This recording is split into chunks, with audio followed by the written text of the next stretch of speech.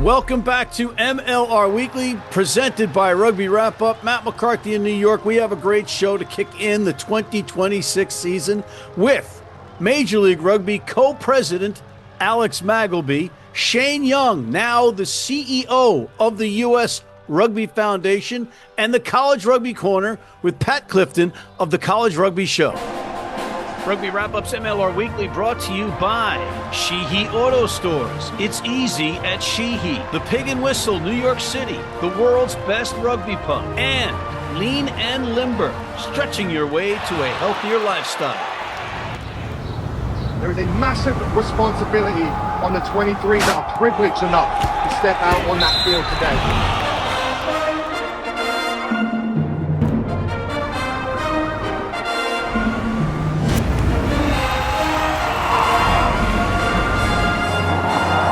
Let's get it all started with the College Rugby Corner, with the College Rugby Shows. Pat Clifton. Pat, this is a show of CEOs, and you're the CEO of the College Rugby Show. Welcome and Happy New Year. I am the unofficial CEO of everything. Thank you. Happy to be here. Happy early St. Patrick's Day, Matt. Beautiful. Likewise. And Happy Easter.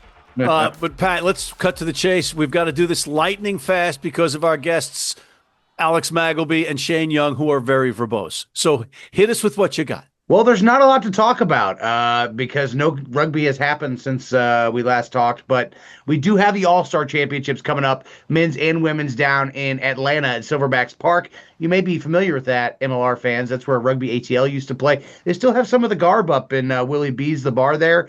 They still got the Guinness flowing. It's a fantastic rugby venue. You sit there and look out over the fields. So here in a couple weeks, January 17th, that weekend, we've got the men's All-Star Championships with regional teams. Remember the ITTs? The old men sit around and talk about, you know, the interterritorial tournaments where you would cast this wide net and the best players from the clubs would go play for their regions. Well, NCR has revived that, and we're on like the 5th or 6th year of it now. And so that's what's happening here in January. And then the week after, the women are doing the same thing. The women traditionally has been sevens, just because it's been an easier way to get more regions and teams involved. But this year we've got a 15s component, and so we're going to have 4 regional teams. The top 100 players in women's college rugby will be playing in that All-Star Championship. And there's actually going to be a draft. There's been a player draft that we'll be bringing to you at the College Rugby Show to see how those teams have been dispersed. So it's really exciting. This is wintertime. January is All-Star time in college rugby. And Atlanta's supposed to be warm, right? Ish. Warmer than where the hell I'm coming from, I'll tell you that much. Warmer than where most same here. You are.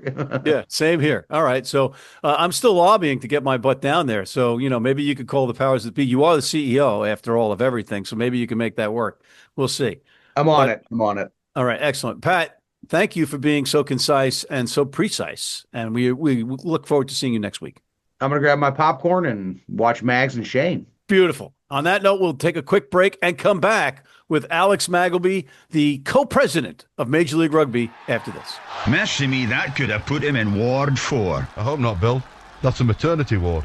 Need a great price on a new vehicle? Sheehy makes it easy. Easy Price shows you our lowest prices on the Mid-Atlantic's largest selection. Find your best price online or at any of our 31 dealerships. It's easy at Sheehy. Sheehy.com. If you're in New York City and want to watch some great rugby, have some great food, and some great times, go to the world's best rugby pub, the Pig and Whistle on West 36th Street.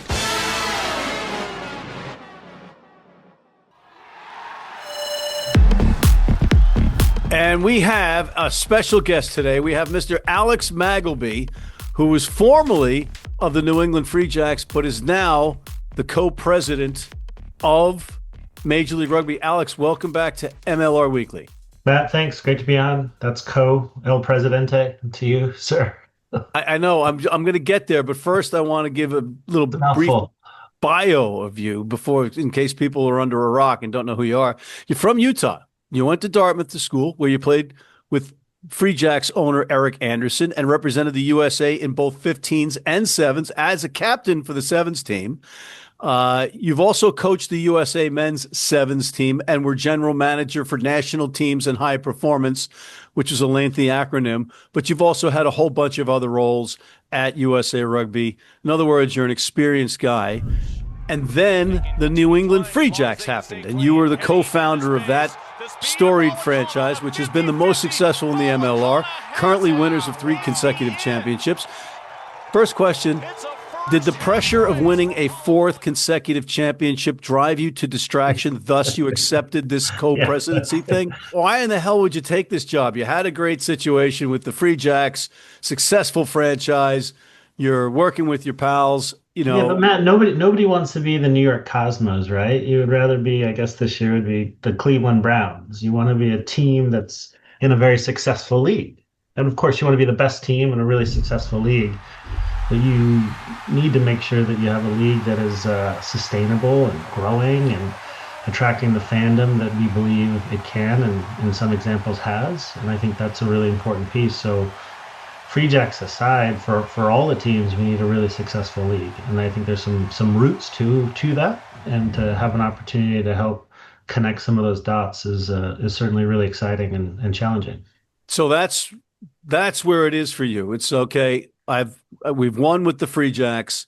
We've got a league that's on life support, dropped a bunch of teams in the offseason, but the silver lining is there is a league. And as you say, you can't win a 4th championship if there's no league. For the Free Jacks, our motivation and goal was never winning. That was not the KPI. The KPI was to bring rugby to more and more people and have some amazing experiences with fans, old and new. And I think that's what we worked really hard every day to do. And that the performances on the field would come based on that being a culture, community first, of hard work and having a bit of fun. I think that's those 3 pillars really drove everything that the organization did. It is a people's league. There's a lot of people who care deeply about the sport. They want to see this grow. And I think the next year our job will be connecting those dots and bringing some more tribalism to the forefront around the MLR brand. And that is awesome. Explaining your role, because Graeme, after I had him on, Graeme Bradbury, your co-president, basically he's handling operations, bills, and you're handling the fun. Is that too much of an oversimplification? How good is that? I think the way that the board articulated it, Graeme is really looking down and it's about right now. And my job is to look up and to make sure that we have a really awesome pathway forward as we build up certainly into the World Cup. So beyond that, when we started this, the World Cups weren't a part of the business equation. And it's great that MLR worked really hard to support USA Rugby and to get the bid. And that's awesome. And that can be a really game-changing moment for fandom. But the business has a 10-year trajectory here to really grow. And that's my job, is to make sure that we have a clear path forward to do so. And that's the really cool part. The naysayers will say, it's just this more of the same. They're hiring from within because you guys are both with the organization or within the league last year. But Graeme was an interim guy. Now he's got a full title and a directive on what to do.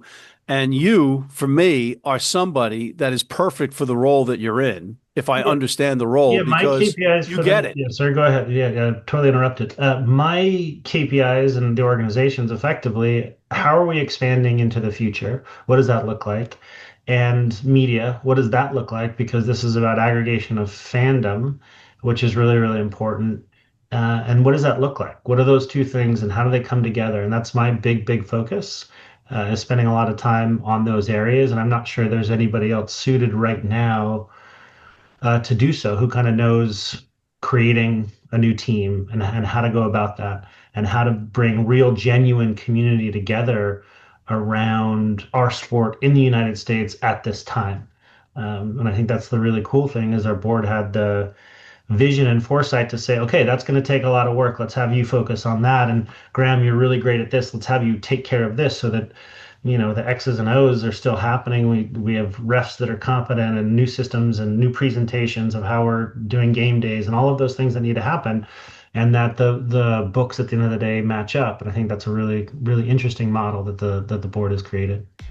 Well, you mentioned the word model, and I want to go back to the Free Jacks, and I'm going to keep doing it because it's a successful franchise, both on the field in wins and losses as a result, but also because I was starting to say before, you get it.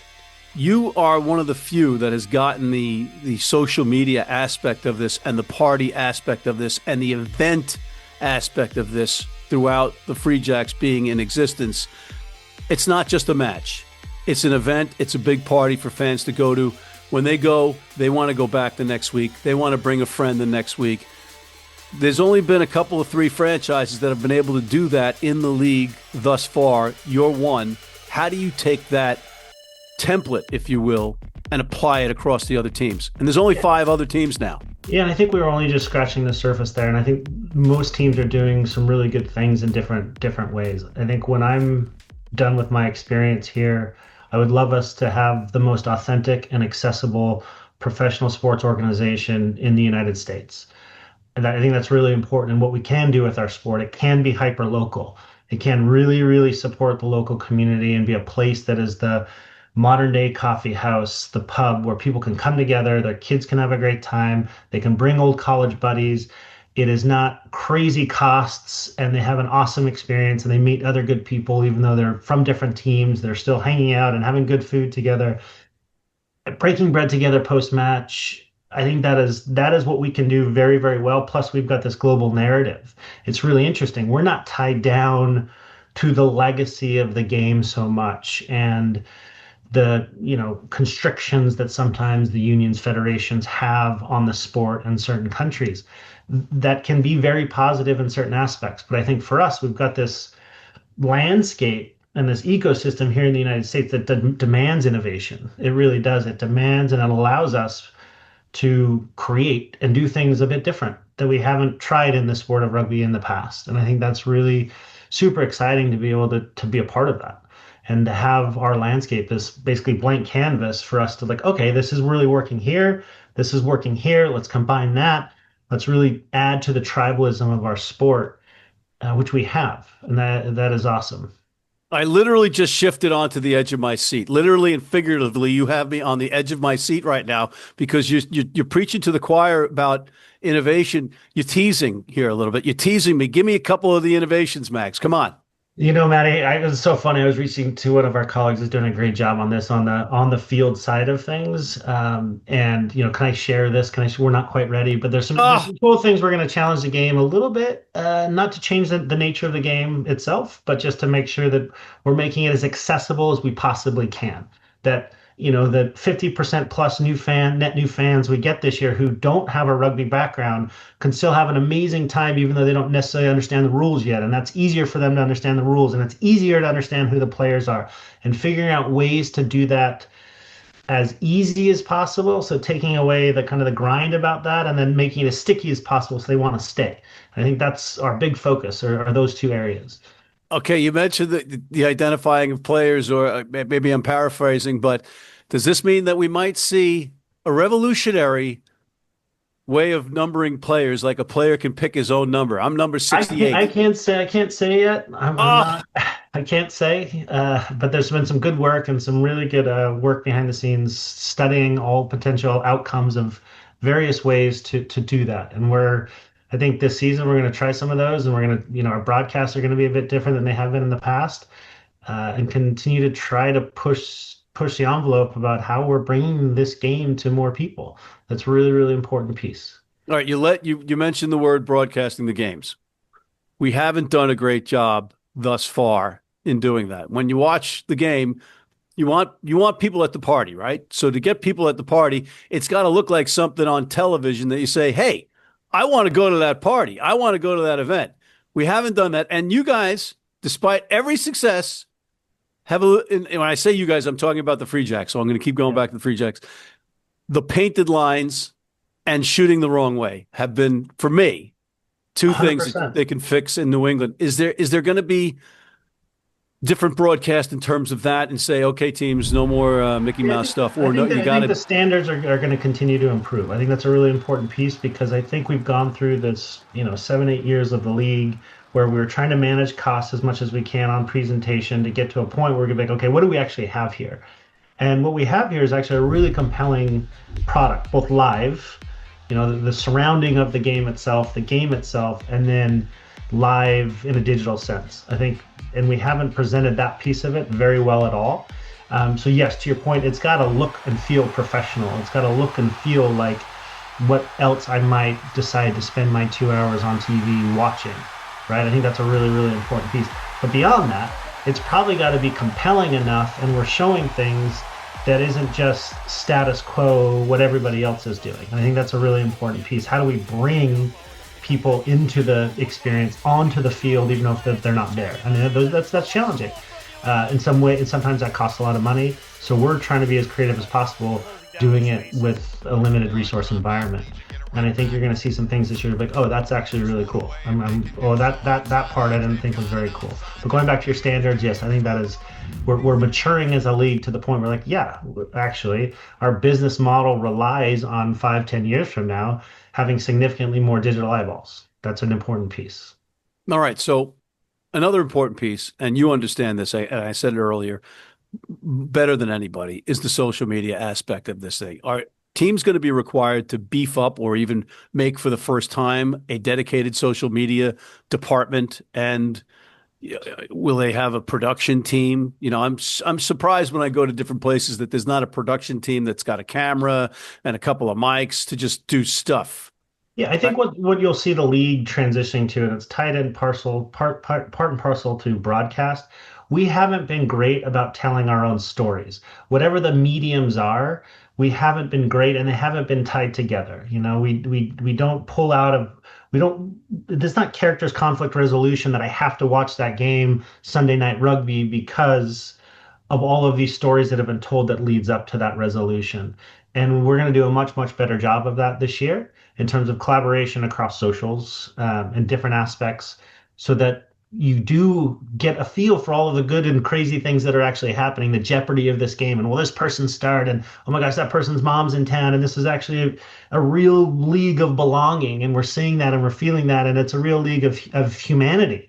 And as the world goes more AI and everything else, the live experience is becoming more and more precious. And we have the opportunity to share it through our sport, which we think is absurd at that of the humanity, the camaraderie of our game. Significantly. And I think that is where this will go, which is super exciting. And then how do you resource it? And that's what we're working on. I think there's some purchasing power and a whole host of other things that just from a collaboration standpoint will improve, simply because we're to that stage now in maturity. We built a really good, compelling on-field product that has a lot of parity. You know, most games are ending in the last couple of minutes. Everybody's in the game for the most part. We've spent, and that's been the focus of the league, by dollar spend. And now it's time to figure out ways to make the presentation around that across the league and the storytelling around that more significant and open.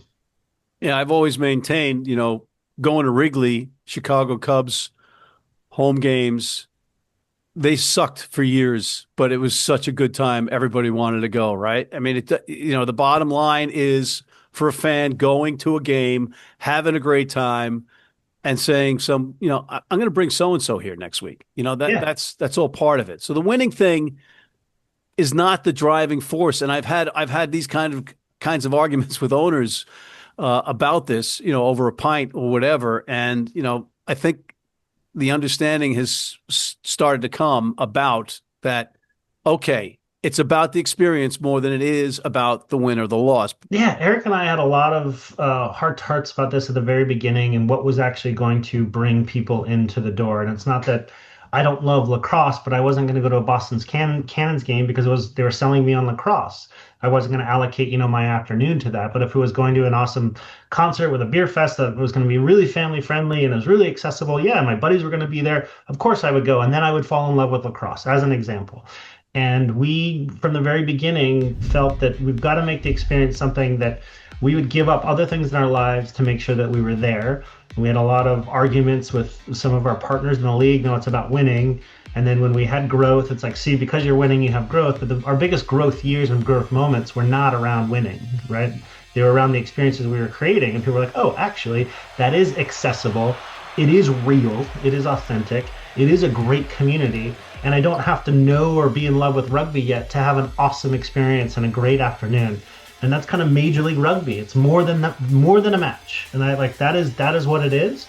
And that is, if we can bring that to more people, I'm highly confident that this game will have a lot of continued growth and success in this country. All right, there will be winners. And I have to ask you this because I asked Graeme this, and it was 2 or 3 weeks ago. Where are the winners going to play in a final? So the league office, before I joined, has done a great job getting a lot of RFPs. There's high interest, as you can imagine. The timeline, third week in June, right during the middle of the FIFA Men's World Cup in the United States, limits hotel space, various cities. All of those pieces play into it. There's been some really creative ideas that have been thrown out and presented that would be different than perhaps what expectations were. Throwing a match in Central Park, all of those kind of things. It should be finalized by the end of January. There's 3 or 4 cities that are doing very good job in their presentations, and I think we'll get our head wrapped around that. And it's, we know what's best for bringing in new fans to the game and to the league, and how do we best do that. Yeah, that's good news because people were saying, "Oh, the last final didn't have a packed stadium." I'm like, I was there, I witnessed it. It was a great event, but there was a short window of people being able to plan to travel because the stadium was still being finished. Yeah, right? I don't have a lot of support on this across the league, but I would love to see like the championship game being played that Sunday night. But I would love to see a 3-4 game, a 5-6 game. All teams, when we announce it, your team's going to be there, right? And your team's going to be playing for the wooden spoon. It doesn't matter, I think, but it does matter. But getting all our fans in MLR together in one space as a tentpole event, and all of the rugby supporters and youth programs and everything else, and that becomes really this great magnifier. And I think trying to get that done at some point would be magic. Throwing the draft in there, I don't know. I mean, there's a whole host of things that possibly we could do that. Bringing in fandom across the league together, and so everybody can buy on the front end and be like, I feel good that I'm going to see my team, or at least my academy of my team, or something like that. Well, maybe how about for the teams that don't make the final, you take an all-star team, 2 all-star teams out of those teams, and have them play each other in a curtain raiser. I love that. And I have a question to you is like, would people show up for that? And I think that if people know in advance and they have time to plan, and it's a place they want to travel to and go to, and it's easy to get in and out, and there's other things to do that weekend, I think that becomes really compelling. Who will be replacing you as Woodgie? I'm sure there's a long line that Ian has lined up for actors. So you're not denying being Woodgie? How can I be Woodgie? I can't be, cowboy can't ride 2 horses at the same time, as they say. Fair enough. And how far into the season will it be before Dylan Fawcett is lining up as a free jack? Oh, that'd be great. I think that would be fantastic. That'd be so good. He's so full. He's saying he's retired, and I said to him until the phone rings. Yeah, he's a great player, great leader. I think that'd be fantastic. And just having been in New York and Chicago, the people of Boston don't like Irish people. Oh, wait a minute. Yeah, it'd be fantastic. All right. Well, Mr. Magleby, thanks for coming on. Much appreciated, and best of luck going forward. I'm on this bus with you. So yeah, Matt, we really appreciate all the support. It's been awesome, and I think it's some really exciting times ahead. All right, Mr. Alex Magleby, the co-president of Major League Rugby, will be right back after this. Digs like a demented mole there. Health Enhanced Food is here to be able to make sure you get on the right path. We got 17 baking mixes just to be able to help you set you on your proper pathway. Whether you're taking it from the spectrum of ketosis, needing keto diet, gluten-free, or you need something more serious because you're diabetic, have renal failure, it's time to bake yourself into the best form that you ever have been. Head to healthenhancedfoods.com, use code RugbyOdds to be able to get 25% off your first order. And of course, Matt, no, just stop talking. Guys, stop him.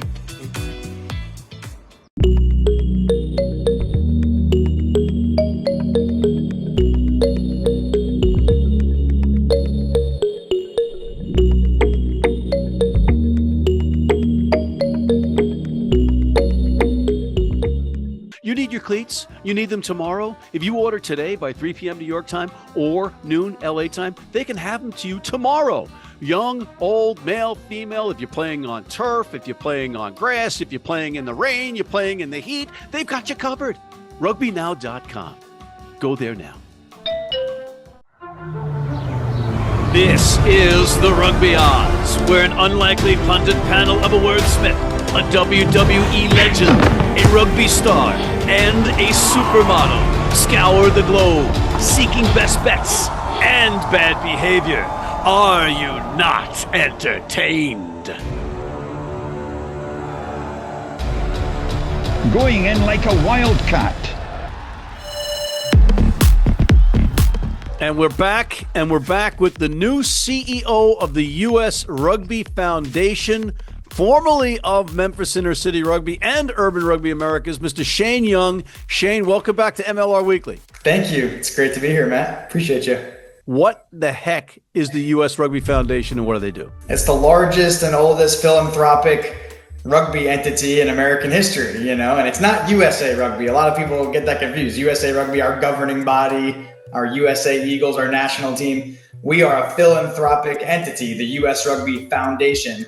And what we've been doing for many decades since the 60s is supporting the growth of youth rugby in this country through grants, scholarships, sponsorships, all kinds of philanthropy to help uplift and grow the game for youth in America. So what are you going to be doing that they haven't already been doing? Well, I want to help share what we know about school partnerships and incentivize grants and structures, raise a lot of money, bring a lot of new funding into this game, get philanthropists from all sectors of the American economy to invest in the future of youth rugby. We're only 5 years away from hosting the World Cup. We really got to do a great job with having youth excited about, having access to, participating in this game on and off the field. Coaches, referees, players really get into this sport and uplift it from all levels. But I want to spread strong, professionalized structures, how to appeal to not only, your business entity to sponsor your rugby club, but how to appeal to a school district or a school entity to be a professional, appealing game that's welcomed by the mainstream, populations where people are playing basketball and football and all these sports that, have real business enterprise in this country, and kids, play all their lives and then become fans. We need that in this sport. And I think we can incentivize structures that bring that to life through experiences we've had growing youth rugby in places like Memphis and beyond. How can we help as entities and professionals in the space and or people that want to help with money? So who are our relationships with people that know the businesses, the high net worth individuals, the estates, the brands that want to partner, whatever we can do to elevate and invest in growing youth rugby in this country. We don't have any more time to waste. And yes, the World Cup is coming in the next 5 years. So the 2030s are the biggest decade in the history of American rugby. But we even have to look beyond that, because it is the kids who are 5, 6, and 7 years old right now that are actually going to have the best chance of winning gold medals and getting us into the top 10 of world rankings. It's going to impact the numbers, it's going to impact the performance, and it's just going to make this sport and this country better at the same time. I'm sorry we don't have more time to keep going on, because I could talk to you for a long time, but we will check in with you periodically. I want to thank you for taking the time out to come on. I also want to thank Mr. Alex Magleby, the co-president of Major League Rugby, and Pat Clifton of the College Rugby Show. And thank you for tuning in. Make sure you check out this week's The Rugby Odds. It's very good. Hit that subscribe button on YouTube. Sign up for our weekly newsletter, and please join our American Red Cross blood donor team.